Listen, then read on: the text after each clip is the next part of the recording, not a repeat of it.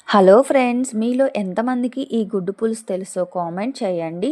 ఇది తింటే చేపల పులుసు తిన్నట్టే ఉంటుంది. ప్రాసెస్లోకి వెళ్ళిపోదామా? ముందుగా చిన్న నిమ్మకాయ సైజ్ అంత చింతపండును తీసుకొని నానబెట్టుకొని పక్కన పెట్టుకోవాలి. ఇప్పుడు 2 ఎగ్స్‌ని బాయిల్ చేసేసి పొట్టు తీసి పక్కన పెట్టుకోవాలి. స్టవ్ ఆన్ చేసి గిన్నె పెట్టి ఆయిల్ వేసి అది వేడయ్యాక జీలకర్ర, ఆవాలు, ఉల్లిపాయ, పచ్చిమిర్చి వేసి బాగా మగ్గనివ్వాలి. తర్వాత టమాటో, ఉప్పు, పసుపు కూడా బాగా మగ్గనిచ్చుకోవాలి.